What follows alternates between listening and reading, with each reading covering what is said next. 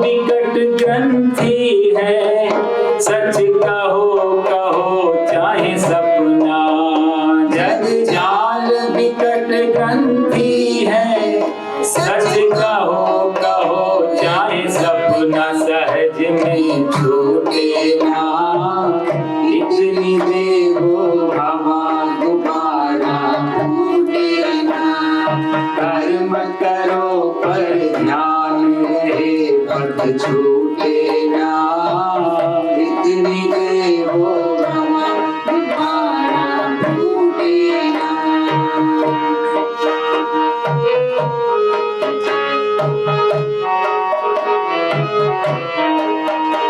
जग काम बीज सृष्टि का, नर होय अकामी कैसे।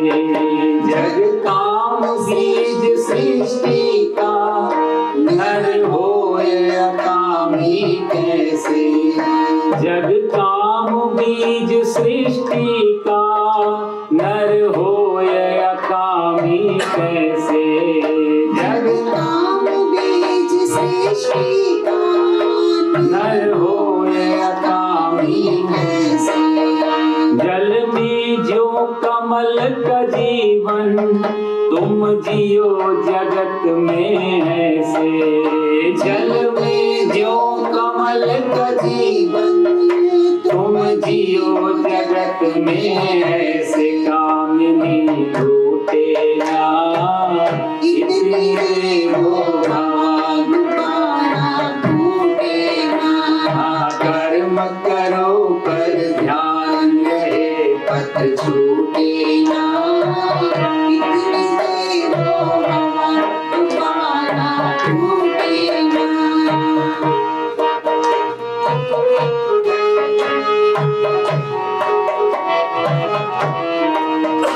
एक बार क्रोध भी करिए, पर बोध नष्ट ना होवे। एक बार क्रोध भी करिए, पर बोध नष्ट ना होवे। एक बार क्रोध भी करिए, पर बोध नष्ट ना होवे। एक बार क्रोध भी करिए, पर बोध नष्ट ना होवे। स्वार्थ भी बुरा नहीं है, औरों को कष्ट ना होवे। स्वार्थ भी बुरा नहीं है, औरों को कष्ट ना होवे। जीव कोई रूठे ना, इतनी देवो हवा गुब्बारा फूटे ना। कर्म करो पर ध्यान रहे, पथ छूटे ना, इतनी देवो हवा गुब्बारा फूटे ना।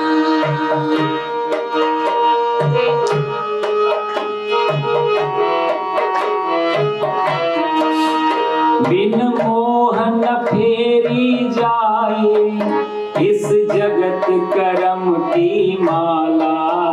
बिन मोह न फेरी जाए, इस जगत करम की माला। बिन मोह न फेरी जाए, इस जगत करम की माला। इस मोह न फेरी जाए, इस जगत करम की माला। पर मोह न इतना करिए, जो जगा द्वेष की ज्वाला। पर मोह न इतना करिए, जो जगा द्वेष की ज्वाला। निघातक उठे ना, इतनी देवो हवा गुब्बारा फूटे ना। कर्म करो पर ध्यान रहे, पथ छूटे ना, इतनी देवो हवा गुब्बारा फूटे ना। कर्म करो पर ध्यान रहे, पथ छूटे ना, इतनी देवो हवा गुब्बारा फूटे ना। इतनी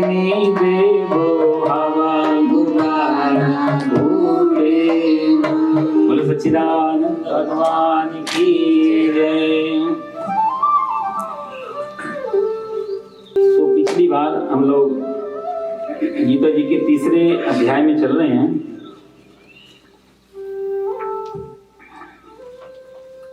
और आज श्लोक है न कर्मणामनारम्भात् नैष्कर्म्यं पुरुषोऽश्नुते। न कर्मणामनारम्भात् नैष्कर्म्यं पुरुषोऽश्नुते। न च सन्न्यसनादेव न च सन्न्यसनादेव सिद्धिं समधिगच्छति। सिद्धिं समधिगच्छति। सो पिछली बार हम लोग अर्जुन का प्रश्न था कि यायसी चेत कर्मणस्ते, प्रश्न से ही पूरा अध्याय स्टार्ट होता है, क्योंकि इस प्रश्न में जो अर्जुन ने पूछा था कि दोनों मार्गों में यदि ज्ञान मार्ग से श्रेष्ठ है, बुद्धि का मार्ग श्रेष्ठ है, तो मुझे आप इस घोर कर्म में क्यों लगाते हो। तो उसने कर्म को छोड़ने के लिए कर्म का ही तर्क दिया कि मुझे कर्म में क्यों लगा रहे युद्ध में यदि बुद्धि श्रेष्ठ है। अब चूंकि भगवान दूसरे अध्याय में बुद्धि और ज्ञान की ही बात कर रहे थे, इसलिए कर्म की तो बात शुरू नहीं की। तो जो शुरू नहीं की, जिसकी बात उन्होंने पूरी कर ली, तो अर्जुन अपना वही तर्क देता है कि जब आप जिसकी आप अभी व्याख्या कर रहे हैं, यदि ये सब ठीक है तो मुझे फिर कर्म में क्यों लगा। तो भगवान यहां से चूंकि इसका प्रश्न कर्म की तरफ था, तो भगवान यहां से फिर कर्म की व्याख्या शुरू करते हैं, क्योंकि अर्जुन समझ नहीं पा रहा था कर्म क्या। तो भगवान ने फिर बड़ा सुंदर उत्तर अर्जुन को दिया था कि अर्जुन लोकेस्मिन् दुविधा निष्ठा पुरा प्रोक्ता मया नघ, ज्ञान योगेन सांख्यानाम और कर्म योगेन योगिनाम। दोनों ही मार्ग पहुंचा देते हैं वहां तक जहां पहुंचना है। यदि आप दूसरे अध्याय का लास्ट वर्ड देखेंगे, अंतिम जो अध्याय समाप्त होता है, तो वहां आता है कि ब्रह्म निर्वाण मृच्छति। अंतिम श्लोक की अंतिम लाइन, ब्रह्म निर्वाण मृच्छति, ये पंक्ति है यदि आप देखें दूसरे अध्याय में। तो भगवान ने इशारे में दोनों बात कह दी। ब्रह्म और निर्वाण दो शब्द हैं, ये एक शब्द नहीं है। ब्रह्म अलग है, निर्वाण अलग है। कितना गहरी है संस्कृत की भाषा और भगवान की बोलने की कला कि ब्रह्म निर्वाण बोल के उन्होंने कर्मयोग और ज्ञान योग दोनों की बात कर ली है। जो लोग ज्ञान मार्गी हैं, बुद्धि मार्गी हैं, उन लोगों के लिए शब्द आएगा निर्वाण। जब वो प्राप्त करेंगे परमात्मा को, तो उस अवस्था को वो बोलते हैं निर्वाण। जैसे बुद्ध मोक्ष की बात नहीं करते, मुक्ति की बात नहीं करते। बुद्ध के लिए बुद्ध ने शब्द दिया निर्वाण। जैन धर्म में भी शायद निर्वाण शब्द है परम पद को, मुक्ति को। तो यानी कि जो इंट्रोवर्ट पर्सनैलिटी है, जो अंतर्मुखी व्यक्तित्व है, ज्ञान मार्गी है, बुद्धि मार्गी, सब एक ही नाम है। चाहे उसको ज्ञान मार्गी बोलो, बुद्धि मार्गी बोलो, इंट्रोवर्ट बोलो, अंतर्मुखी बोलो, सब। इन सब को जब भी परमात्मा प्राप्त होगा तो उसका जो नाम आएगा, उस यात्रा का नाम, उसको निर्वाण कहा जाएगा। और जब बहिर्मुखी एक्सट्रोवर्ट व्यक्तित्व, कर्मयोगी जिसे बोलेंगे, जब वो परमात्मा को प्राप्त करेगा तो वो जो शब्द देगा उसका नाम है ब्रह्म। तो ब्रह्म जब पूर्ण होके, जब जो शब्द पूर्ण में मिलता है, पूर्णमदः पूर्णमिदं पूर्णात् पूर्णमुदच्यते, जब पूर्ण जो शब्द है वो ब्रह्म है, क्योंकि उसको ब्रह्म बोला। और जहां शून्य है वो निर्वाण है। इसलिए महात्मा बुद्ध की भाषा में आप कभी परमात्मा को, आत्मा को, किसी को स्वीकार नहीं करते, कारण तो शून्य है, कुछ नहीं है, कुछ नहीं है, नहीं है, नहीं है, नहीं है बोलते, लास्ट में कुछ नहीं। जब कुछ नहीं बचता तो मैं भी नहीं बचता। और जहां सब समा, जहां मैं गिर गया, खत्म हो गया, वही परमात्मा।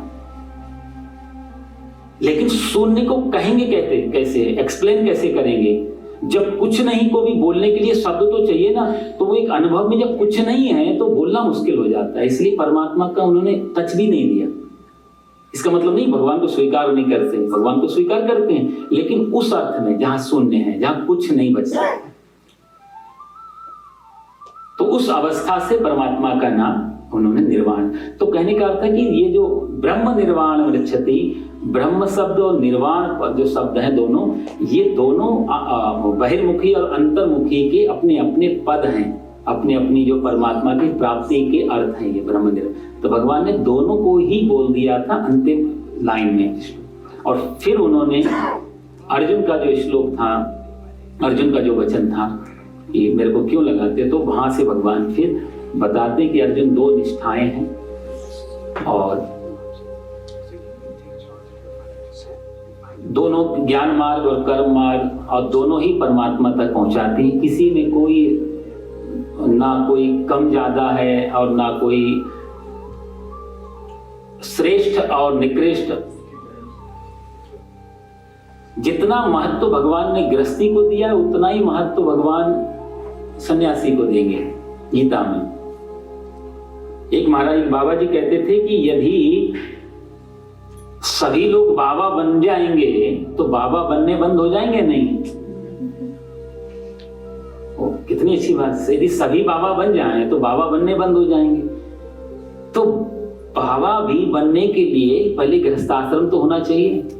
जितने भी महापुरुष निकले हैं, निकले तो गृहस्थाश्रम में हैं। इसलिए भगवान ने धन्यो गृहस्थाश्रम, गृहस्थाश्रम की बहुत बड़ी महिमा की है। ये बड़ा समन्वय है।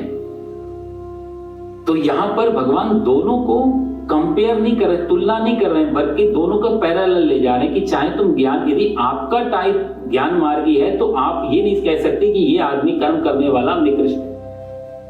सन्यासी कभी भी गृहस्थ को निकृष्ट नहीं कहेगा पर गीता के हिसाब से, और गृहस्थ इसलिए उनको सम्मान देता है। ये इसको एक दूसरे के पूरक हैं। बिना गृहस्थ के सन्यास आश्रम कैसे चलेगा? आटा कहां, रोटी दाल चावल कहां से आएगा? आएगा तो गृहस्थाश्रम से। तो कहने का मतलब यह है कि, और ये भी मैंने आपसे कहा कि ज्ञान मार्ग और कर्म मार्ग ये दोनों 100% नहीं होते हैं। जिस दिन पूर्ण हो जाएंगे उस दिन ये समाप्त हो जाएंगे। यदि आप पूर्ण ज्ञान मार्गी हो गए, कर्म को छोड़ दिया तो भी समाप्त हो जाएंगे। तो कर्म तो करना पड़ेगा चाहे आप ज्ञान में हैं तो भी, और यदि कर्म में ही रह गए और ज्ञान, इसको सांख्य को छोड़ दिया नहीं कुछ करने को, तो भी समाप्त हो जाएंगे, क्योंकि हम निद्रा भी लेंगे, आराम भी लेंगे, मौन भी होंगे, वो सब सांख्य में आता है। तो कहने का मतलब यह है कि हर आदमी ज्ञान मार्गी कर्म मार्ग दोनों मार्ग में होता है। परसेंटेज किसी में ज्यादा होती, वो हमें खुद पहचानना होता है कि हमारा मार्ग क्या है। और जब वो सुविधा मिल जाती है अपने को पहचानने की, ये सारे गीता, अध्यात्म, उपनिषद, ये जितना भी प्रवचन, ये सब हमको हमारी पहचान कराते हैं कि हम क्या हैं, हमारा टाइप क्या है। बस वो मिल गया और उसी पे हम आगे बढ़ गए तो फिर जीवन जीना बड़ा आसान हो जाता है। कई लोग पूरा जीवन निकल जाता है, पहचान ही नहीं पाते कि हमारा टाइप क्या था। थोड़ा बहुत ध्यान भी जाके कर लिया, फिर थोड़ी पूजा भी कर ली। पूजा बुरी दोनों चीजें नहीं है। वो कभी पूरा कर्म कांड में उतर गए और कभी फिर सारा छोड़ करके फिर थोड़ी दिन जाकर के साधना में लग गए, जंगल में जाके। उससे आगे दो नाव से पार नहीं जाया जा सकता। एक पार जाने के लिए एक ही नहीं, तो आदमी फिर फंसेगा, गिरेगा। दो नावों में कैसे पार हो? तो ये दोनों रास्ते ले वहीं जा रहे हैं, लेकिन दोनों रास्ते का डायरेक्शन अलग अलग है। तो थोड़ा इधर आज पे बड़ा मुश्किल। कभी हम किसी महात्मा से इंप्रेस हो गए ज्ञान मार्गी, तो हम बड़ा अच्छा लगते हैं। ये बातें, वो जिनकी बातें अच्छी लग रही हैं वो ज्ञान मार्गी हैं, और जिनका कहना कुछ करना अच्छा लग रहा है वो भक्ति मार्गी है या कर्म योगी है। एक महात्मा जी कहते हैं अपना आप भगवान का नाम जपो, वो शुद्ध कर्म योगी। भाई कुछ करो तो नाम जपो, सेवा करो, ये सब बाहर जगत की चीजें हैं। तो कभी इनको फॉलो किए और कभी हम उसमें चले गए, नहीं सिर्फ ध्यान साधना में लगाओ, अपने आप को पहचानो, सब छोड़ दो, थोड़ी देर बैठो। ये तो वो जो सुदर्शन आदि क्रियाएं हैं वो सब ज्ञान मार्गी हैं। पर दोनों के पैरेलल जीवन में चलाने से कहीं पहुंचना नहीं हो पाता और डिस्टर्बेंस ज्यादा हो जाता है, कंफ्यूजन बहुत हो जाता है। और आजकल दोनों सुलभ हैं हम लोगों को, तो दिक्कत ये होती है इनकी बात भी अच्छी लगती है, इनकी गलत दोनों नहीं है। और दोनों की बात इसलिए अच्छी लगती है क्योंकि भाई सत्य को, हर किसी को सत्य प्रिय होता है। सत्य ये भी बोल रहे हैं, सत्य ये भी बोल रहे हैं। लेकिन दिक्कत क्या है कि हमें अपना सत्य देखना है कि हमारा सत्य किसके साथ मैच कर रहा है। बस हमारी रिदम किसके साथ बैठ रही है, हमारी जीवन की जो धारा प्रवाह है, जो जी रहे हैं वो किसके साथ। यदि वो एक बार फिक्स बैठ जाएगा तो फिर चले। तो तो भगवान ने यहाँ अर्जुन से कहा कि लोकेस्मिन् दुविधा निष्ठा पुरा प्रोक्ता मया नघा। हे अर्जुन, दोनों रास्ते वहीं पे जाते हैं, दो ही टाइप हैं लोगों के। भगवान ने 5000 साल पहले ये बात कही। आज भी यदि आप जितने भी मनोवैज्ञानिक हुए, विचारक हुए, जितने लोगों, जितने भी मतलब जीव माइंड पे जितने भी लोग रिसर्च कर रहे हैं, चाहे वो जितने भी नाम हैं आप सब लोग जानते हैं, जब भी उन्होंने व्यक्तित्व को तोड़ा व्यक्तियों के, तो व्यक्तित्व हमेशा दो हिस्से में टूटा, या तो इंट्रोवर्ट में टूटा या एक्सट्रोवर्ट में टूटा। तीसरा कोई पक्ष नहीं था, लिबरल कभी नहीं। यही था कि कोई आदमी 60-70% इंट्रोवर्ट चला गया, कोई 60-70% एक्सट्रोवर्ट चला गया। पर पूरी दुनिया में जब भी विभाजन हुए मन के, तो वो दो ही पक्ष में विभाजन हुए। और ये भगवान 5000 साल पहले बोल चुके। इसके लोकेश में, लोक का मतलब नहीं भारत की बात नहीं कह रहे हो कि भारत में अर्जुन है, लोकेश में पूरी गैलेक्सी की बात करते हैं, जहां जहां जीव है, जहां जहां आत्मा है, जहां जहां मनुष्य मात्र है। लोकेश में दुविधा निष्ठा, दो ही तरीके की निष्ठा है, दो ही तरीके के मार्ग, या तो कर्म योग में जाओ या फिर ज्ञान योग में जाओ। इसलिए अर्जुन बुरा दोनों मार्ग नहीं है, प्रवृत्ति मार्ग, निवृत्ति मार्ग। अच्छा, इनके दो, इसी सेंटेंस को, इसी वाक्य को बड़े बड़े महापुरुषों ने अपने अपने हिसाब से शास्त्रों में अलग अलग नाम से, जैसे आप उपनिषद पढ़ते हैं या ब्रह्मसूत्र आदि, उसमें इन्हीं नामों को प्रवृत्ति मार्ग और निवृत्ति मार्ग। प्रवृत्ति मार्ग एक्सट्रोवर्ट में जाएगा, निवृत्ति मार्ग इंट्रोवर्ट में जाएगा। प्रवृत्ति मार्ग ब्रह्म में ले जाएगा, निवृत्ति मार्ग निर्वाण में ले जाएगा। नाम अलग चलेंगे, किसी भी मुक्ति के नाम अलग, लेकिन जब भी आप देखेंगे पूरा, तो ये दोनों का भाव यही होगा, पहुंचाएंगे, मंजिल एक ही होगी, डेस्टिनेशन। जैसे रेल की पटरी मिलती कभी नहीं, यदि मिला दिया तो ट्रेन नहीं चलेगी, मिलेंगी कभी नहीं, लेकिन पहुंचाएंगी तो एक ही जगह जहां पहुंचाना है। तो ये सबकी बड़ी इसकी खूबी है भगवान की गीता की, कि ये बिल्कुल थोड़े थोड़े शब्दों में बहुत बड़ी बड़ी बात कह देते हैं। और दूसरा, फिर से मैं आपको बता दूं इसमें कि सांख्य जो अध्याय था, इसमें ज्ञान, शुद्ध ज्ञान में था। इसमें कपिल भगवान ने माता देवहूति को भी यही सांख्य बताया था। जो माता देवहूति ने अपने, कपिल भगवान देवहूति के पुत्र हैं, ये भागवत के तीसरे दिन ये सब कथा आएगी सांख्य की, श्रीमद् भागवत कथा। बड़ा अच्छा उपदेश है भगवान कपिल का माता के लिए। माता देवहूति कहती है निर्विणाम निद्राम भ्रूमन असंद्रिय दर्शन। ये सारी इंद्रियां इधर उधर खींच रही हैं, कोई कुछ कान कह रहा है कि शब्द सुनाओ, आंख बोल रही दृश्य दिखाओ, मुंह कह रहा है स्वाद लाओ, ये सब इंद्रियां खींच रही, इसको कैसे बस में करें। तो ये प्रश्न से भगवान कपिल ने अपनी माँ देवहूति को जो भी ज्ञान दिया, बहुत अच्छा ज्ञान है वो, बड़ा तीसरा दिन महत्वपूर्ण होता है ज्ञान के लिए। तो वही ज्ञान सांख्य। तो सांख्य योग की जो रचयिता हैं वो भगवान कपिल देव है। हमारे जो 6 शास्त्र हैं, न्याय, दर्शन, मीमांसा, सांख्य, योग, उत्तर मीमांसा है, पूर्व मीमांसा है। मीमांसा 2 शब्दों में बढ़ गई, पूर्व मीमांसा। तो इन सब के बड़े जो कणाद ऋषि, जैमिनी ऋषि है ना, ऐसे ऋषि, तो इसमें सांख्य के जो ऋषि हैं वो हमारे कपिल महाराज हैं। उन्होंने बड़े विस्तार से इसकी बात की। तो सांख्य का शुद्ध ज्ञान सिर्फ जानना, इसके अलावा कुछ नहीं। जरा भी कुछ किया तो सांख्य से हट गए, सिर्फ जानना पर्याप्त है। To know the false as false is enough, गलत को गलत जान लेना इतना काफी है, फिर उससे ज्यादा कुछ नहीं करना पड़ेगा। तो सांख्य में सिर्फ जानने का था। और को हम कस्य विदम जातम को वही करता सविद्यते। तो ये तो मार्ग भगवान ने बताए। आगे भगवान इसी धारा में कहते हैं न कर्मणा मनारंभा नैष्कर्म्यम पुरुष। अब कर्म की व्याख्या भगवान कहते हैं कि अर्जुन कह रहा है कि मुझे कर्म से क्यों भगा, मुझे कर्म में क्यों लगाते हो केशव। वो बार बार तर्क ऐसी दे रहा है कि मेरे को एक बार कह दें कि बात सही है तेरी, तू भाग जा। भगवान ऐसा बोलने वाले नहीं है। तो भगवान ने कहा कि अर्जुन तो जो कह रहा है कि मुझे कर्म में, घोर कर्म में क्यों लगाते हो, लेकिन उसके बारे में सुन। न कर्मणा मनारंभान नैष्कर्म्यम पुरुषोत्नुते। पुरुषः कर्मणाम अनारंभ। किसी भी कर्म का कोई आदमी आरंभ नहीं करे, मतलब कर्म करना छोड़ दे, कर्म का आरंभ करना, कर्म ही ना करे, ऐसा व्यक्ति। और नैष्कर्म्य पुरुषोष्णुते, ऐसा आदमी नैष्कर्म में, निष्कर्मता में नहीं जा सकता। और न च संन्यसनादेव, ऐसा संन्यसनादेव, संन्यसनाद मतलब कर्म के त्याग करने से सिद्धिम समधिगच्छति, सिद्धि की प्राप्ति नहीं होती। दो चीजें भगवान यहाँ बता रहे हैं कि कोई आदमी कर्म को शुरू ही ना करे, ना कर्मणा अनारंभ, आरंभ नहीं, कोई कर्म को शुरू ही ना करे ऐसा, या फिर कर्म शुरू करे और बाद में कर्म छोड़ दे, संन्यास, संन्यासनादेव, संन्यास ले ले कर्म से, कर्म संन्यास। तो दो चीजें हैं, एक आदमी कर्म को शुरू नहीं करता, क्यों? क्योंकि कर्म बंधन का कारण है, सारे शास्त्र बोलते हैं कर्म ही आपको बांधता है। तो आदमी सोचे कि कर्म से बंधना है, कर्म से ही दुखी हो रहे हैं, कर्म करके कहीं पहुंच नहीं रहे हैं, कर्म ही दुख का हेतु है, तो हम कर्म करें क्यों? ऐसे आदमी भी इस दुनिया में हुए हैं जिन्होंने कर्म छोड़ दिया।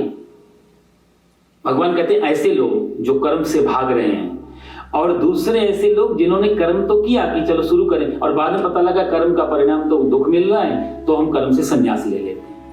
तो ये दो तरीके के लोग, इन दोनों लोगों को सिद्धि नहीं मिलती, दोनों लोगों को कोई शांति नहीं मिलती। कहने का मतलब आलसी भी उस परम पद को नहीं तो सारे, यदि सबको भगवान मिलने लगे, सिद्धि मिलने लग जाए, तो आलसी तो पहले पहुंच जाए वहां पे। जो लोग कर्म नहीं कर रहे हैं वो तो ऑलरेडी मान ही रहे हैं कर्म नहीं करें, और जो कर्म से भागे, एस्केप कर गए, उन लोगों के लिए भी भगवान बोलती है दोनों ही कहीं नहीं पहुंचे, क्योंकि कर्म शुरू। अच्छा, एक भाव और भी है इस श्लोक का, कर्म को संन्यास यदि लेना हो, संन्यासनादेव, कर्म से यदि संन्यास लेना हो तो भी कर्म करना तो पड़ेगा, क्योंकि जिस चीज को आप त्याग रहे हो पहले वो होनी तो चाहिए आपके पास में।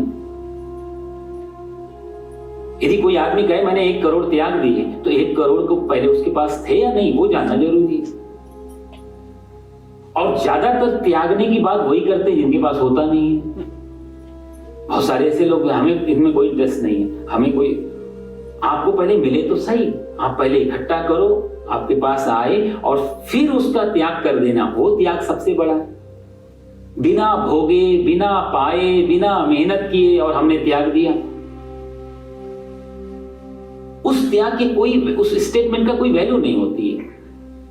हम तुझसे कोई पूछे कि भैया आप, हम राष्ट्रपति पद को नहीं जाना, हमें क्या मतलब, वहां बड़े टेंशन है, कोई देगा भी तो भी नहीं, तुम्हें दे कौन रहा?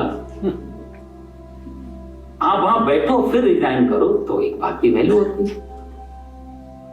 तो भगवान यहां कहते हैं कि संन्यास, जो लोग संन्यास भी ले लें यदि कर्म से, तो भी कर्म शुरुआत तो करनी पड़ेगी, कर्म होना तो चाहिए, तभी त्याग सकते हैं। तो यहाँ पर भगवान ने बड़ी मतलब सुंदर बात कही कि जो कारण है, जो कर्म का आरंभ नहीं करते, ऐसे लोग निष्क्रिय कहा, निष्कर्मता नहीं, निष्क्रिय लोग हैं। निष्कर्म अलग बात है, निष्क्रिय अलग बात है। निष्क्रिय मतलब करने के लायक होते हुए भी नहीं करना। जैसे कोई भी अच्छा कट्टा व्यक्ति भीख मांग रहा हो तो हम कहते भैया कुछ काम करके खाओ, मेहनत करके खाओ, भीख क्यों मांगना। कहने का मतलब वो कर सकता है फिर भी करना नहीं चाहता और भीख मांग रहा है। तो जैसे हमारी दृष्टि में वो आदमी निकृष्ट हो जाता है, हमें नहीं अच्छा लगता भाई आपके हाथ पर सब कुछ है फिर भी आप भीख मांग। भगवान भी वही बात कह रहे हैं कि कर्म करने की यदि कैपेबिलिटी है, योग्यता है आपके अंदर, तो आप कर्म नहीं कर रहे हो कि कर्म दुख देगा, तो भी सिद्धि को प्राप्त नहीं होंगे। और यदि कर्म किया और ये सोच के कर्म छोड़ दिया कि कर्म बंधन में ले जाएगा, और इस कारण से यदि कर्म छोड़ा, वो भी सिद्धि थोड़ा कठिन है। जैसे हमारे भारत में या पूर्व में ऐसा अक्सर हुआ, वो कहावत है कि घर में हुई खटपट, चलो गुरुजी के मठ पर, गुरुजी ने काटी चोटी, बेटा मांग खा रोटी। पुराने समय में ऐसे हजारों लोग होते थे, जरा सा कुछ गड़बड़ हो गया तो तुरंत अपना भाग गए कि हम तो बाबा संन्यास ले रहे हैं, बाबा बन जा रहे हैं। आदमी का धमकी यही होती थी, अब तो ये धमकी कम हो गई। पुराने समय में बड़ी धमकी होती कि ज्यादा परेशान किया तो संन्यास ले लेंगे। संन्यास इतना आसान हो गया, और कितने सन्यासी ऐसे घूम रहे हैं। मैं किसी सन्यास का विरोध नहीं कर रहा हूं, लेकिन जो इस तरीके के जो तथाकथित महात्मा लोग, इनका यही हुआ है। बहुत अच्छा अनुभव रहा है, भगवान की बड़ी कृपा रही, गीता माता की कृपा रही कि बड़ा नजदीक से ऐसे कुछ दृश्य देखे आश्रमों में। वृंदावन, हरिद्वार, बनारस, काशी में काफी रहना हुआ, तो बहुत नजदीक से कि उनको लग रहा है कि कुछ करना ही नहीं है, और चेले चपाटे सब, यदि उनको एक पत्नी छोड़ दी तो सैकड़ों दासियां मिल गई हैं। एक दो पुत्र होते यदि शादी करते, 2-4 बेटे होते, इससे ज्यादा तो होते, 2-4 बेटे छोड़ने का मोह छोड़ा तो कम से कम 5000 सन्यासी उनका हर समय हाथ में लगे हुए हैं, हाथ जोड़े, क्या करना। 2000 स्क्वायर फीट का मकान छोड़ा, 50,000 स्क्वायर फीट के आश्रम बना लिए। छोड़ा क्या, कान उल्टी तरीके से पकड़ा। और वही भगवान कहते हैं कि जो आदमी ना कर्मणा मनारंभा, आदमी कर्म का आरंभ नहीं कर रहा है, जहां रह रहा है वहां वो सोचता है कि मैंने परिवार छोड़ दिया, गृहस्थ छोड़ दिया, पत्नी छोड़ दी, बच्चे छोड़ दिए, इन सब कुछ, लेकिन इधर जो कर रहे हो, अच्छा उनके लिए सोने की थालियों में खाना आ रहा है, चांदी की चम्मच से खा रहे हैं, उनके गद्दे, मेरा विरोध नहीं है पर एक बात कह रहा हूं, उनके जो व्यवस्थाएं हैं, वो व्यवस्था आम अच्छे जो अच्छा खास जिसको हम अमीर आदमी बोलते हैं उसके घर में नहीं होंगी। अच्छा, उसको बेचारे को इतनी टेंशन होती है अमीर आदमी को अपना पूरा बिजनेस को संभालना है, 24 घंटे उसका दिमाग लगा रहता है कब कहाँ क्या चल रहा है, कोई डायरेक्टर तो नहीं धोखा दे रहा है, कोई मैनेजर तो नहीं गड़बड़ कर रहा है। तो चपरासी से लेके डायरेक्टर तक उसका दिमाग रहता है कि सब जगह कैसी क्या, इनको तो कुछ भी नहीं करना बेचारा, सब संभाल रहे हैं चेले चपाटे लोग, पूरा एम्पायर खड़ा है। ताजा उदाहरण है स्वामी रामदेव बाबा जी, मेरा उनसे कोई पर्सनली विरोध नहीं, ना मेरे तो आदरणीय व्यक्तित्व हैं, पर मैं अनुभव मैंने ऐसे देखा, हम लोग हरिद्वार में रहते थे तब, ये तो आमतौर से बाबा जी यदि लाल कपड़ों में नहीं होते, सन्यास में नहीं होते, तो 70% आज उनका जो एम्पायर है उसके पीछे उनका लाल कपड़ा सन्यास है। 30% उनकी मेहनत हो सकती है, 30% उनका अच्छा बोलना वाणी हो सकती है, लेकिन यदि वो माने ना माने 70% उनका जो सन्यास चोला है, इससे उनको जो सम्मान इज्जत मिली भारत देश से, और जो इतना बड़ा एम्पायर खड़ा कर पाए, नहीं तो इनके सामने अच्छे अच्छे बिजनेस में टकरा गए बेचारे, दूर में 3 पीढ़ी लग गई वहां तक पहुंचाने, जहां तक इन्होंने पतंजलि को पहुंचा दिया। इतना सम्मान भारत ने दिया सन्यासी को, ये पॉजिटिव देखने जैसी बात है कि हम लोग कितना सम्मान इस बाबा जी के रूप में, गलत तो नहीं करेंगे, एक लाल कपड़े में कम से कम इनका भरोसा कर सकते हैं, भारत का पैसा भारत में रहेगा, इसका मिसयूज नहीं होगा। सन्यास का बहुत सम्मान दिया भारत ने, लेकिन उसी का दुरुपयोग हुआ कि लोग जो एस्केपिज्म में जाने वाले लोग, भगोड़ावादी लोग, पलायनवादी लोग, ये सब लोग इसमें भी आने लगे, इसमें सम्मान भी मिल रहा है। और एक कहावत थी, लोग कहे महाराज, ऐसे करके कहावत थी, मैं भूल रहा हूं। खैर, तो मेरा भाव यह था कि सन्यास इतना सरल चीज नहीं थी, सन्यास अंदर से निकलता था। एक पैंट शर्ट पहनने वाला व्यक्ति भी सन्यासी हो सकता है यदि वो निष्कर्म कर्म कर रहा है, तो एक गृहस्थ में रहता हुआ भी व्यक्ति संन्यास्त हो सकता है। महाराज जनक का सम्मान कीर्तन सन्यासी लोग भी करते हैं। मैंने आपको पिछली बार सुनाया कि याज्ञवल्क्य यदि कथा प्रवचन देते हैं तो जनक का वेट करते थे, 5 मिनट भी नहीं महाराज जनक लेट हैं तो याज्ञवल्क्य बात नहीं करते थे, शुरू नहीं करते थे प्रवचन। एक सन्यासी एक राजा का सम्मान दे रहा है कि उसको मालूम है कि ये भले ही सोने आभूषणों के कपड़ों में है, ये राजा के पद पे बैठा हो, लेकिन ये व्यक्ति मेरे से भी ऊपर है, निष्कर्म कर्म कर रहा है। तो सन्यास का मतलब कोई कपड़े से नहीं था, सन्यास का मतलब कोई बाहर के आवरण से नहीं था, अंदर से निष्कर्म हो जाना सन्यास की तरफ ले जाता था। न च सन्न्यासनादेव। तो पूर्व में हमारे भारत की तरफ ऐसी चेष्टा की लोगों ने कि ना कर्मणा मनारंभा, कर्म का आरंभ किए बिना ऐसे लोग, और जो कर्म कर रहे थे दोनों टाइप के लोग, दोनों सन्यास की तरफ भागने लगे कि इसको छोड़ो, इससे कुछ नहीं रखा, आश्रम खोलेंगे, बढ़िया चेले चपाट। तो ये भारत की चेष्टा रही भारत में, क्योंकि उतना ही यही चेष्टा पश्चिम ने भी की कोशिश। पश्चिम में दूसरे तरह के, उन्होंने सोचा कि कर्म यदि बंधन में ले जाता है, कर्म यदि दुख में ले जाता है, कर्म यदि पीड़ा में ले जाता है, तो कर्म हम करें नहीं, कुछ ऐसा काम कर दें जिससे कर्म करना ना पड़े। तो यंत्र, विज्ञान, सुविधाएं ये विकसित की। प्रयास दोनों तरफ हुए, पूर्व में प्रयास दूसरी तरफ से हुआ, पश्चिम का प्रयास कुछ और, लेकिन दोनों ही कर्म को छोड़ने के लिए काम कर रहे थे कि कर्म छुड़वा ले, इंसान से काम ना करना पड़े। इधर आदमी ने संन्यास लेकर के कर्म छोड़ा, इधर आदमी ने यंत्रों की सहायता से कर्म छोड़ा। और ये नहीं मालूम कि भगवान यहां कहते हैं कि दोनों को शांति सिद्धि, ये सिद्धि शब्द जो है ये परमात्मा वाची भी है, शांति वाची भी है, ये सारा वाची है। जो समाधि गच्छति, समाधि जो सिद्धि, ये सारे इक्वल शब्द है। बोला ये दोनों ही जो छोड़ने वाले, दोनों ही जो कर्म को से भागने वाले लोग हैं, दोनों को शांति नहीं मिलेगी। और आप प्रैक्टिकल देख रहे हैं आज सारा विज्ञान कोशिश कर रहा है आदमी को किसी तरीके से फ्री कर दिया जाए। पूरा विज्ञान की कोशिश है आदमी को काम से हटा दिया जाए, रोबो कर ले, कोई यंत्र कर ले, कोई दूसरा कर ले। बड़े बड़े काम आज तो इंसान से हटी गई लगभग। अब तो एआई भी आ गया थोड़े दिनों में, बहुत कुछ आर्टिफिशियल इंटेलिजेंस पूरा काम। अब सबसे बड़ी चिंता विचारकों को ये है, जो बात होती है मेरी कई बार कुछ प्रोफेसर लोग जैसे मंदिर आते हैं उनसे पूछते हैं आमतौर से, क्योंकि जिज्ञासा रहती है कि इसका क्या भविष्य क्या है इसका। तो बड़ा डरावना उन लोगों ने बताया कि पंडित जी यदि ऐसा हो जाएगा तो कुछ तो आदमी करेगा, खाली तो बैठ नहीं पाएगा। और यदि सारा काम हम विज्ञान पे डाल देंगे, यंत्र पे डाल देंगे, तो आदमी फिर क्या करेगा। तो आप ये सब लोग प्रैक्टिकल कर सकते हैं, कुछ करने को नहीं हो और धर्म हमारे जीवन में नहीं है तो हम फिर क्या करेंगे। भयावह दृश्य होगा इस जगत का। और जो भगवान 5000 साल पहले कहते हैं सिद्धि भी नहीं मिलेगी, शांति भी नहीं, वो अशांति बढ़ाएगा। क्योंकि कर्म मतलब कुछ तो करना पड़ेगा इंसान को, तो युद्ध करेगा। आज जहां भी इस पृथ्वी पे शिक्षाओं की कमी है, सुविधाओं की, जो भी चीजों की कमी है, आज साव खाली है आदमी, रोजगार नहीं है, पेट भरने, सबसे ज्यादा युद्ध उधर ही है। पेट भरने को रोटी नहीं है, अपने देश में कर्जे में डूबे हुए हैं, कुछ भी करके लेकिन हथियार खरीदने पे लगे। पहलगाम में अभी क्या हुआ, कौन थे वो लोग। एक अच्छा शिक्षा होती, एक अच्छी नौकरी होती, एक अच्छा वातावरण होता, ये लोगों के मारने कितने समझ में तुरंत आ जाए क्या करने जा रहे हैं। इनोसेंट लोगों को मार के, और आप सोचते हो कि आप कोई धर्म का कार्य कर रहे हैं। सबसे बड़ा कोई जहन्नुम होगा, उसमें जाना पड़ेगा साहब। किनको मारा, क्या लेना देना था उन लोगों का, उन लोगों के साथ में कोई भी कनेक्शन नहीं था। अरे पड़ोसी लड़े तो भी हम कारण तो ढूंढते हैं कि भाई क्या, इनके तो कारण भी नहीं, पूछने की भी जरूरत नहीं। मानवता के ये लोग दुश्मन हैं।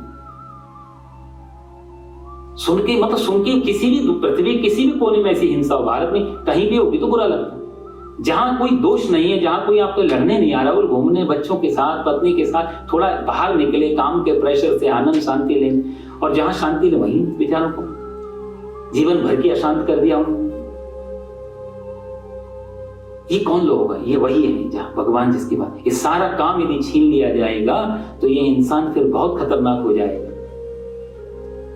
ना चन्य सनादेव सिद्धिम समधि गच्छति, तो कुछ तो देना पड़ेगा, कुछ तो करना पड़ेगा। स्वामी रामतीर्थ के पास एक आदमी आया, महाराज बहुत बुरे विचार आते हैं, क्या करूं, कैसे छोड़ूं उनको। जब भी पूजा करने, साधना करने बहुत, उन्होंने माला दे दी, जा बेटा ये माला जब भी बुरे विचार आए माला जब। माला जपता रहा, एक दिन, 2 दिन, 1 सप्ताह, 2 सप्ताह, 15 दिन के बाद फिर भाग के आया। स्वामी रामतीर्थ जी ने कहा तेरी माला कहाँ है। बोला वो मैंने फेंक दी, वो छोड़ दी। क्यों? बोले बुरे विचार बंदी नहीं हुए, माला जप रहा हूं तो भी बुरे विचार आते हैं। तो भी स्वामी रामतीर्थ बोले तूने बुरे विचार के कारण अच्छा विचार फेंक दिया। होना तो ये चाहिए, बुरे विचार फेंकता, माला रखता, तूने माला फेंक दी, बुरे विचार अभी तेरे साथ उल्ट। चाहता क्या है? यदि खाली बैठेंगे तो बुरे विचार आएंगे। आदमी की बुद्धि का प्रभाव ऐसा है, मन का व्यवस्था ऐसी। अच्छा, दूसरा जन्म जन्मांतर का जो हम लेके आ रहे हैं उसका भी तो प्रभाव है। पूरा जो हमारा पास्ट है, जो हमारा पूरा पुराना अतीत है, वो अतीत हमारे साथ चल रहा है कर्मों को लेकर। तो हमारा स्वभाव व्यवहार उसी से, 2 बच्चे जब एक साथ पैदा होते हैं तो व्यवहार स्वभाव में जो फर्क आता है उसका कारण वही है अतीत। एक बच्चा किसी अतीत को लेके आए, एक बच्चा किसी अतीत को लेके आए। इसलिए कुंडली भले ही मैच कर जाए लेकिन स्वभाव विचार और व्यवहार मैच नहीं कर पाते। वो भी एस्ट्रोलॉजी से पार की घटना है, वही गीता अध्यात्म। यदि इतना समझ में आए, न च सन्निसनादेव सिद्धिम समधि गच्छति। इसलिए हाँ, और दूसरा भगवान कहते हैं कि ये नैष्कर्म जो शब्द है ये गीता का टेक्निकल वर्ड है, ये भी आपको हर जगह नहीं मिलेगा। नैष्कर्म निष्कर्म से ही इसका भाव, इसका निष्कर्म ही रहेगा, पर यहाँ भगवान नैष्कर्म करके बोल रहे। कहने का मतलब यह है कि नैष्कर्म यानी कि जो कर्म का आरंभ नहीं कर रहा है और कर्म से जो संन्यास ले रहा है, कर्म छोड़ रहा है करना, इन दोनों को नैष्कर्म मतलब निष्कर्म में नहीं ले जाते। और निष्कर्म के गर्भ में बैठी है सिद्धि या परमात्मा या शांति। तो कहने का मतलब नैष्कर्म में ले जाने के लिए कर्म तो करना पड़ेगा। कर्म कैसा करना पड़ेगा? ये दोनों बातें भगवान ने दी, दोनों बातों को समस्या बता दी भगवान ने कि जो कर्म आरंभ नहीं करता है, कर्म छोड़ देता, उसको ये नहीं मिलता। पर मिलता कैसे? बोले कर्म कर, जैसे अब हम लोग भजन गा रहे थे, कर्म करो पर ध्यान रहे पथ छूटे न। कर्म करते हुए कर्म करने का जो कर्तापन है, जो करने वाला अहम, जो पिछली बार में कह रहा कि दो शब्द हमारे साथ चलते हैं, अहम और इदम। इदम मतलब होता है प्रकृति, अहम मतलब होता है मैं और इदम के बीच का सारा झगड़ा है। कर्ता प्रकृति है,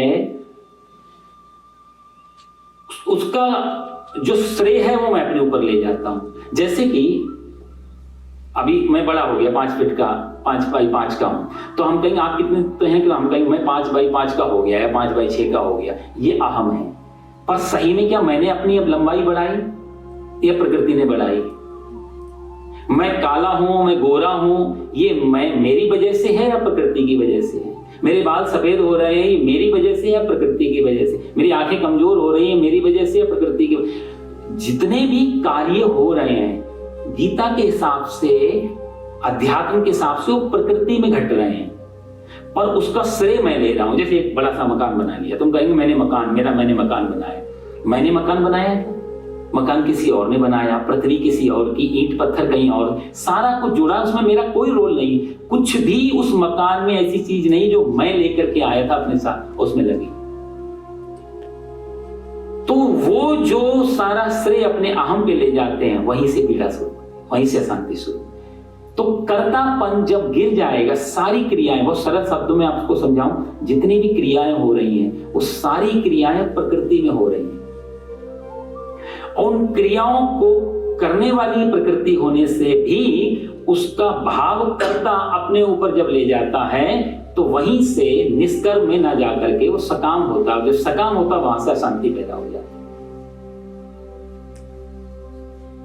तो जितनी भी क्रिया, इसलिए नैष्कर्म जो शब्द है वो प्रकृति, जो क्रियाशील प्रकृति है उस पे डाल देना कि हो, बीइंग और डूअर। तो जहां बीइंग मतलब हो रहा है, वहां पर प्रकृति, जहां पर आदमी डूअर में आ गया, कर्ता में कि मैं कर रहा हूं, वहीं से। तो कहा जाए पाप और पुण्य की भी व्याख्या की जाए तो जब आदमी जो अहम से बात करेगा, जो मैं कर, वहीं से पाप शुरू होगा। और जो प्रकृति कर रही है, आप यदि प्रकृति क्रिया में कोई भी अपना योगदान लगाते हैं जो हो रहा है, तो वहां ना कोई पाप बचता है, ना कोई नरक बचता है, ना कुछ गलत बचता है, हो रहा है। और जहां मैं कुछ कर रहा हूं वहीं पाप पुण्य आ जाएगा। भाई एक निष्काम कर्म है, आपको एक सेवा चल रही, आप गए वहां पर के, आपने जाकर के जो भी सेवा चली, आपने सेवा कर, जितना समय 5 मिनट 10 मिनट, आपका निष्काम भाव था, निष्कर्म। लेकिन सकाम भाव से यदि आप कमिटमेंट करके जाते हैं कोई बात और फिर पूरा नहीं करते तो गड़बड़। तो निष्काम भाव से किए हुए कर्म में कोई पाप और पुण्य दोनों नहीं बचते, दोनों खत्म हो जाते। तो भगवान सीधा मतलब कहना ये चाहते हैं कि कर्म से कर्ता हट जाए सिर्फ पीछे और कर्म रह जाए, तो वही कर्म को क्रिया कहा जाता है। और क्रिया हमेशा फिर प्रकृति में होने लगती है, तो उसी को हम लोग नैष्कर्म बोलते हैं। और महापुरुषों ने और भी सरल करके कहा, जिस भी कर्म में अहम जुड़ता है, कोई भी काम में जब अहम जुड़ेगा तो वो हो जाएगा कर्म। कोई भी जो आप काम कर रहे हैं और उस काम में आपका अहम जुड़ गया तो वो हो गया आपका कर्म। और कर्म हमेशा फल देता है, अच्छा या बुरा, और दे के जाएगा, बिना दिए नहीं जाएगा कोई भी। आपने मेरे को गाली दी तो आपने ये मान के दी कि मैं गाली आपको दे रहा हूं, और आपके मन में ये भाव है कि मुझे उसका, मैं अपमानित हो जाऊंगा, उससे मैं दुखी हो जाऊंगा, मेरे को पीड़ित करने की कुछ मोटिव तो होगा ना गाली देने के पीछे। तो आपने मेरे को जब गाली दी तो उसका कर्म एक आपने किया। ये गाली यदि मेरे मुंह से वापस आपके लिए नहीं आई तो इसका मतलब ये नहीं हुआ खत्म हो गई। आपने अपना कर्म करके छोड़ दिया, मेरे मुंह से गाली वापस नहीं आई क्योंकि मैं कमजोर हो सकता हूं आपसे।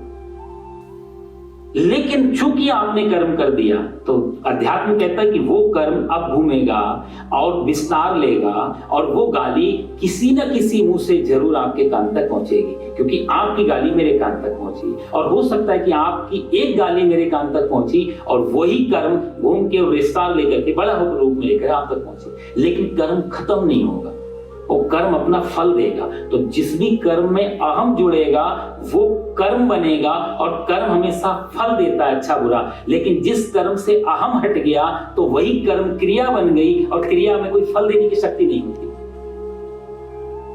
कुछ पाप पुण्य नहीं होता। एक नाव में दो लोग बैठे हुए हैं, एक महात्मा जी बैठे हैं, एक आदमी बैठा है। नाव जा रही है नदी में, एक बड़ा सा पेड़ है, नाव नदी में तैर रहा है। वो पेड़ उस नाव से टकराता है, वो आदमी उस पेड़ को धक्का मार के दूर कर देता है और बातचीत जारी रहती है, आगे बढ़ता है। थोड़ा दूर जाने पे एक सामने से नाव आ रही है, उस नाव में एक आदमी बैठा हुआ है, उसकी नाव इसकी नाव से टकराती है, ये आदमी उसको गाली देता है, बुरा भला कहता है।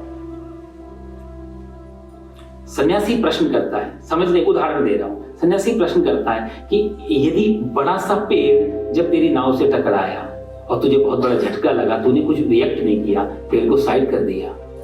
इस आदमी की नाव थोड़ी सिरे से थोड़ी बहुत टकराई, उससे तो कम ही टकराई, उसने बचाने की भी कोशिश की, फिर भी टकरा गई, तूने इसको गाली दी।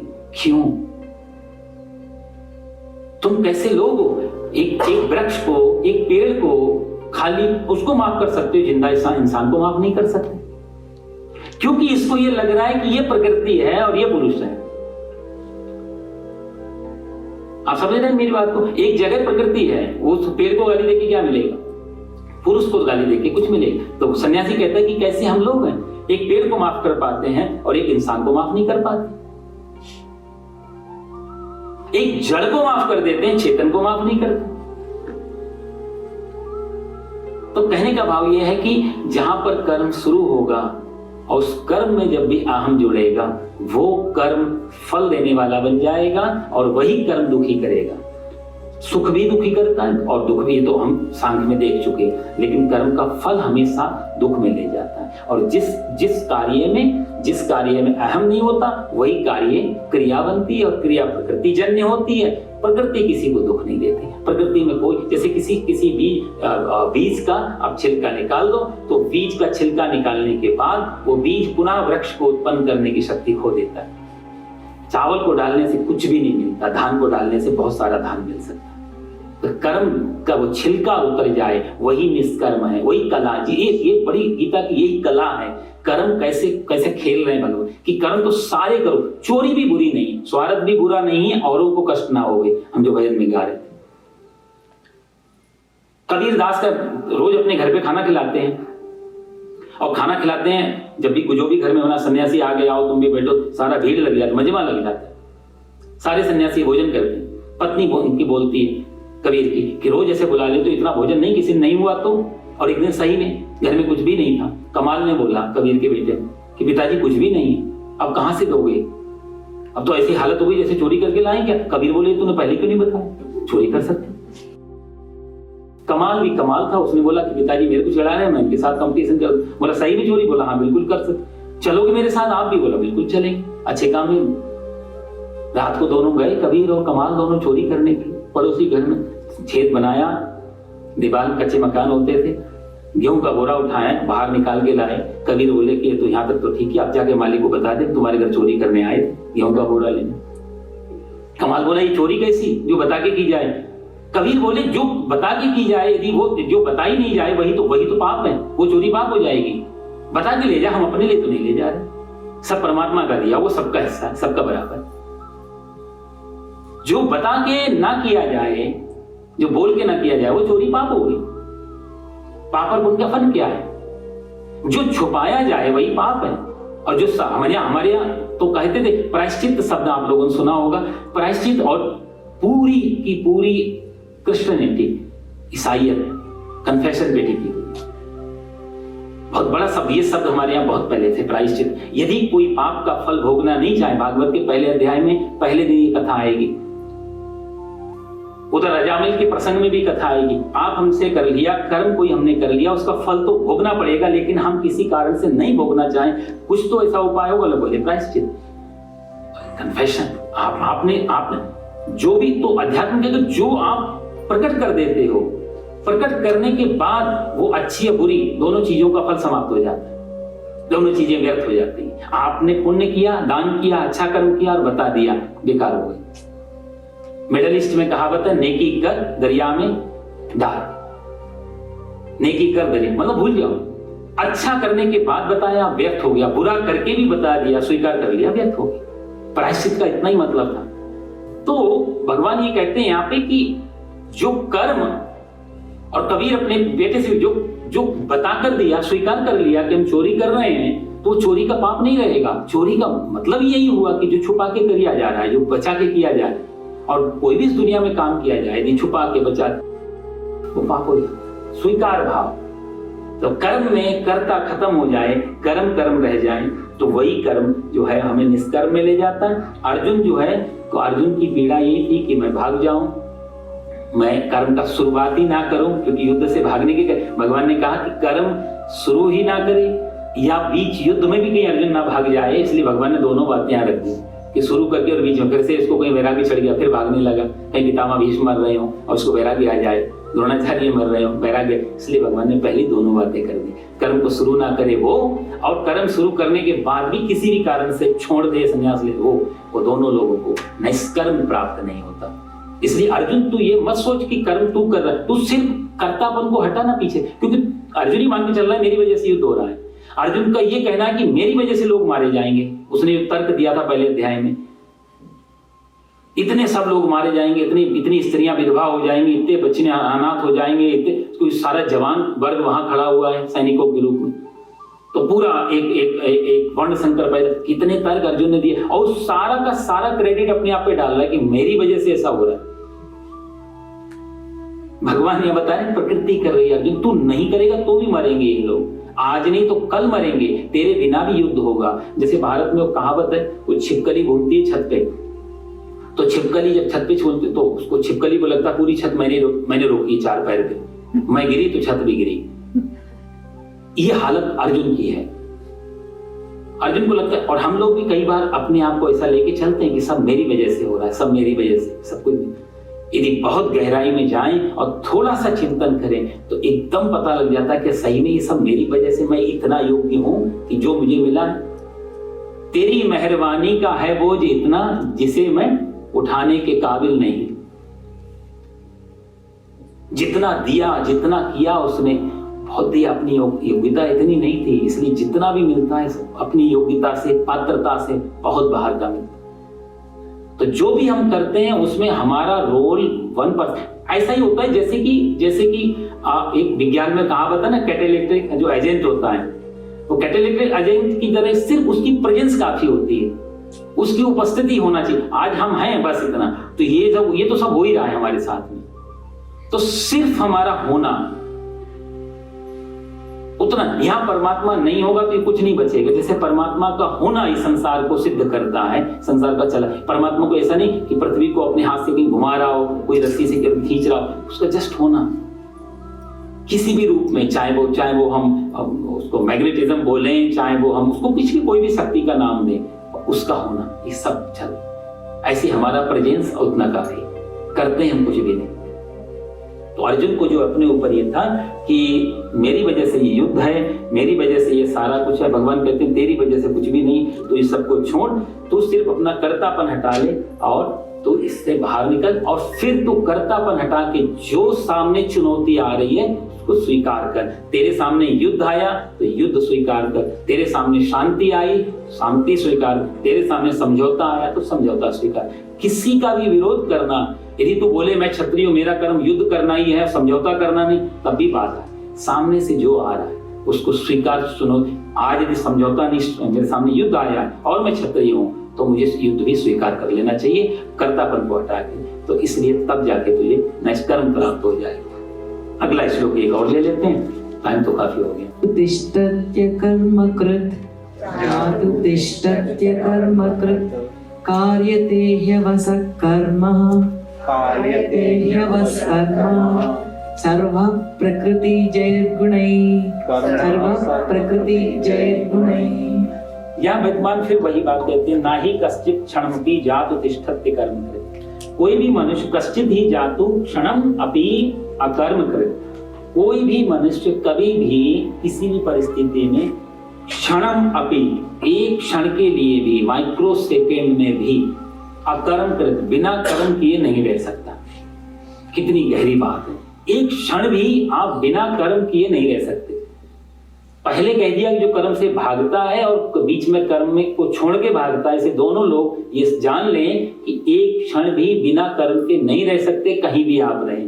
दूसरी चीज, और इस मृत्यु की प्रकृति के परवश हुए। यहाँ आदमी जो अपने ऊपर घटाता है उसके लिए भी, लेकिन कुछ कर्म ऐसे हैं जो प्रकृति जन्य हैं, वो तो हो ही रहे हैं। सर्वा प्रकृति, उस सब प्राणियों में प्रकृति जन्य गुण ही कर्म कार्यते, गुण और गुण कर्म कार्यते करवा लेते। यदि यहाँ भी भगवान दो बातें कहते हैं कि कोई भी व्यक्ति क्षण मात्र भी बिना कर्म किए रह नहीं सकता, क्योंकि प्रकृति आपसे कर्म करवा रही है। कार्यते शब्द है, जैसे कि सांस ले रहे हैं, अब सांस लेना कर्म में नहीं आएगा। यदि आदमी सोचे मैं कर्म कर रहा हूं, सांस मैं ले रहा हूं, आप प्राणायाम कर सकते हैं, आप सांस रोक सकते हैं थोड़ी देर के लिए, लेकिन सोचे सांस, कोई भी आदमी आत्महत्या ऐसे नहीं करेगा कि सांस रोक के आत्महत्या कर ली, वहां देख डूब के वो करेगा, ऊपर से गिरेगा, दूसरे हजार तरीके। लेकिन किसी आदमी ने ऐसा नहीं कहा मैं अपनी नाक बंद स्वयं कर लेता हूं और आत्महत्या कर लेता हूं, नहीं हो पाएगी, क्योंकि वो प्रकृति जन्य है। वो कर्म, प्रकृति जन्य कर्म जो है वो आपका कोई वश नहीं है उस पर। पलक झपकना है, आपको मालूम है, अचानक से कोई इधर उधर से कहीं से चीज आ जाए, ये सिक्स सेंस हमारी काम करती है, तुरंत पलक गिर जाती है, खतरा देखते, हम नहीं गिराते, और बीच बीच में पलक गिरती भी रहती है। ये प्रकृति जन्य है। ब्लड सर्कुलेशन चल रहा है, खाना खाना कर्म है, लेकिन खाना खाने के बाद हमारा कोई रोल नहीं होता। इस शरीर पता नहीं अंदर क्या क्या चीजें, उसी खाने से कितना कुछ, इस पेट में इतना काम चल रहा है। मैं तो किसी से पूछा है, डॉक्टर साहब से, वो कहते हैं पर इतना काम है कि यदि इस काम को बाहर करवाना पड़े तो 60 माइल में फैक्ट्री लगानी पड़ेगी। इतना बड़ा काम अभी तक तो संभव नहीं है। कहीं कोई भी दुनिया में ऐसी लैब अभी तक नहीं है कि इधर से रोटी डाली उधर से खून निकाला। कोई भी खून बनाने वाली लैब नहीं बनी अभी। देखो शरीर में कितना बड़ा काम हो रहा है, और आदमी यही सोच ले, इससे इतना हम्बल हो जाता है। अब तो मेडिकल साइंस हो गया, चाहे कोई भी अब हम्बल हुआ है, इसको मालूम पड़ रहा है कि बहुत कुछ हमारे बस में नहीं है। ना ही कश्चित् क्षणमपि जातु तिष्ठत्य कर्म, एक क्षण भी हम बिना कर्म के नहीं रह सकते। जीवन, हमारा जन्म लेना और कर्म, ये दोनों पर्यायवाची हो जाते हैं। मृत्यु में जाके कर्म छूटता है। जब तक जीवन है तब तक कर्म रहेगा। किसी भाई आप वही थोड़ी देर पहले जो बताया, आप घर छोड़ के चले आए, कहीं तो रहेंगे, कुछ तो बनाएंगे। वो झोपड़ी भी घर है, वो आश्रम भी घर है। परिवार को छोड़ दिया तो कुछ तो करेंगे, किसी से तो पशु पक्षियों का एक परिवार बन जाता है। अब राजा भरत जी थे, वो कथा आती भागवत में, रानी छोड़ी, बच्चे छोड़े, प्रजा छोड़ी, राज्य छोड़ा, जंगल में आकर के हिरण के बच्चे ने अपना प्रेम कर लिया, वो उसको पुत्र बना लिया। उसमें लिखा है भागवत में, इसको पुत्र की तरह स्नेह करते हैं। असली बेटा जवान छोड़ के आ गए, हिरण के बच्चे को बेटा बना लिया। बात तो वही की भाई, मरे बेचारे, फिर से हिरण बनना पड़ा। ना ही कश्चित् क्षणमपि जातु तिष्ठत्य कर्म। और अगली बात कितनी, कार्यते ह्यवसात् कर्म, मजबूरी में कर्म तो करवाएगी प्रकृति। आप कितना भी छोड़ना, आप छोड़ नहीं सकते कर्म। ये वर्क इज वर्शिप जो लोग कहते हैं, जो कर्म योगी लोग हैं, उनके लिए अध्याय बहुत महत्वपूर्ण, बहुत कुछ इसमें संदेश आ जाता है। कर्म कैसा होना चाहिए, भगवान उसकी बात। तो जो कर्म पहले छोड़ रहे हैं उनके लिए भगवान सावधान करते हैं कि कर्म आप छोड़ नहीं सकते किसी भी। सारी जीवन की क्रियाएं, बेसिक क्रियाएं, भाई खाना पीना, ये भी एक कर्म है। आदमी चलो अन्न को छोड़ा, फल खाएगा, फल को छोड़ा, लिक्विड पे आएगा, वीगन बन रहे हैं, कुछ भी करेगा, श्वास तो लेगा। ध्रुव जी पत्ते खाते हैं, जिंदा रहते हैं, पानी पीते हैं, जिंदा। कर्म तो वहां भी हो रहा है। कर्म कभी जीवन की सारी क्रियाएं कर्म है। कुछ कर्म प्रकृति जन्य हैं, कुछ कर्म शरीर जन्य है, इतना अंतर है। तो आप शरीर से रोक सकते हैं, लेकिन प्रकृति के कर्म नहीं रोक सकते। ये बहुत ही गहन चिंतना की बात थी कि पुराने समय में ऐसा माना जाता रहा कि कर्म को छोड़ दिया जाए तो आदमी शांति से बैठ सकता। भगवान यहां सावधान करते, कर्म से नहीं भाग सकते। कर्म में कर्तापन हट जाए, फिर चाहे जो मर्जी कर्म हो, फिर कोई फर्क नहीं पड़ता। एक जल्लाद फांसी देता है, भाई मारता तो वो भी है, पूरा जीवन भर हत्याएं करता रहता है, चाहे अध्यात्म हो और चाहे सांसारिक हो, उसका कोई दोष नहीं माना जाएगा, क्योंकि उसका कोई समा शत्रु च मित्रे च तथा मानापमानय, वो 12वां अध्याय में 13वें श्लोक में भगवान कहेंगे, जहां शत्रु और मित्र समान हो जाए। जल्लाद के लिए जिसको फांसी दे रहा है, ना तो वो मित्र है और ना ही उसका शत्रु है। तो कर्म तो वो भी कर रहा है और घोर कर्म कर रहा है। मजे की बात, जो अर्जुन जिससे भागना चाह रहा है वही कर्म तो जल्लाद कर रहा है, लेकिन वो उस बेचारे का अपना कोई उसमें ना पाप कर रहा है ना पुण्य कर रहा है। वो बिल्कुल लिबरल होकर के निष्कर्म भाव, जो आदेश मिला उस आदेश का, उसके लिए आदेश का पालन है। तो कैसे डिफाइन करेंगे कि कौन सा कर्म पाप करे, कौन सा कर्म पुण्य है? कर्तापन हट जाए बीच से, बस हो रहा है मेरे को आदेश, उसका फॉलो। जैसे कि सैनिकों, बड़े बड़े सैनिक होते हैं और जिसमें बहुत रचे बचे सैनिक होते हैं, उनके लिए आदेश काफी है। कई बार रिटायर होने के बाद भी यदि अटेंशन बोलो तो बेचारे वहां झटके से खड़े हो जाते हैं, भूल ही जाते हैं रिटायर हो गए, इतना कर्म में घुस जाते हैं अंदर। कर्ता बने, इसलिए भगवान कहते हैं ना ही कश्चित क्षणमपि जातु तिष्ठत्य कर्मकृत्, कि कोई भी कर्म आप छोड़ नहीं सकते और कर्म से बच नहीं सकते, चाहे विज्ञान हो और चाहे सन्यास हो, दोनों। और उस सन्यास की बात नहीं, तथाकथित सन्यास, दोनों ही खतरे हैं, दोनों के अपने अपने साइड इफेक्ट है। विज्ञान ने कोशिश की कर्मों को छीन ले आदमी से, वो भी खतरनाक पार्ट है। पश्चिम की तरफ, पूर्व में जो आदमी ने कोशिश की घर बार छोड़ करके और हम सन्यास ले ले, बाबा जी बन जाए, वो भी खतरनाक। और ऐसे दोनों ने बड़ी हानि की है समाज की। रावण भी सन्यास के वेश में, सन्यासी तो नहीं था, सन्यास के वेश में गया, आड़ गया, सन्यास को हमारे यहाँ बहुत बड़ा सम्मान। किसी ने पूछा रावण से कि तू मंदोदरी नहीं कहा था, रावण से कहा तू सन्यासी बन के गए थे, आप बाबा जी को क्यों बदनाम करते हो? लोगों को बड़ी मुश्किल से श्रद्धा होती, तुम बाबा जी बन के गए, लोगों को भरोसा उठ जाएगा। राम ही बन जाते, सीता को ही चुराने गए थे, राम ही बन के चले जाते। रावण कहता है कि मैंने कई बार कोशिश की, जब भी मैं राम बन करके सीता को चुराने जाता था तो हर स्त्री माँ जैसी लगती थी। वो भाव ही नहीं पैदा कर पाए। लेकिन सन्यासी बन के मामला गड़बड़ था।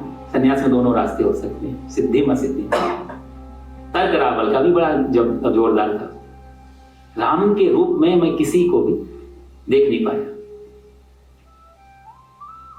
तो बड़े सुंदर भाव हैं। टाइम हो गया हमारा लगभग। कहने का मतलब यही था कि कर्म से भाग नहीं सकते और ना ही कश्चित क्षण, किसी भी क्षण में जब हम सो भी जाते हैं तो भी बहुत विराट कर्म अंदर चलते ही रहते हैं। कितने जीवाणु, अब तो विज्ञान बहुत क्लियर कर दिया है सब कुछ, लाखों करोड़ों जीवाणु पैदा हो रहे हैं, हर समय मर रहे हैं। तीन सप्ताह में तो बोलते हैं पूरा खून बदल जाए, नया हो जाता है शरीर का। 3 महीने में, 7 साल में पूरी बॉडी एकदम नई हो जाती है। कितना तेजी, 7 करोड़ जीवाणु हमारे काम कर रहे हैं, शरीर में हैं। इतना बड़ा विशाल ये शरीर, ये इसलिए इसको पुर कहा गया है। पुरुष शब्द जो है, पुरुष से पुर तो रूट वर्ड है ना, पुरुष शब्द। पूरा नगर है ये, जहाँ 7 करोड़ 1 लाख एक साथ लोग रहते हैं। ये सब विराट कर्म शरीर के अंदर, विराट कर्म। ये दीवार दिखती है रुकी हुई है, अब तो विज्ञान भी कहता है कि इलेक्ट्रॉन इतनी तेजी से इसमें भाग रहे हैं, इतनी तेजी से काम चल रहा है, कुछ भी स्थिर नहीं है। कर्म विराट कर्म चल रहा है। स्थिर वाली चीज में भी विराट क्रिया है, प्रकृति क्रिया है। तो यहाँ कर्तापन नहीं है, इसलिए कोई पाप पुण्य नहीं। यदि वही कर्तापन हमारे अंदर से हट जाए, पाप पुण्य हट जाता है और सिद्धिम समधिगच्छति। भगवान कहते हैं वही सिद्धि, वही शांति, वही समाधि है। ओम सर्वे भवन्तु सुखिनः, सर्वे सन्तु निरामयाः, सर्वे भद्राणि पश्यन्तु, मां कश्चित् दुःखभाग् भवेत्। ओम शांति शांति सुशांतिर्भवतु। बोलो सच्चिदानंद भगवान की, गीता माता की जय। परित्राणाय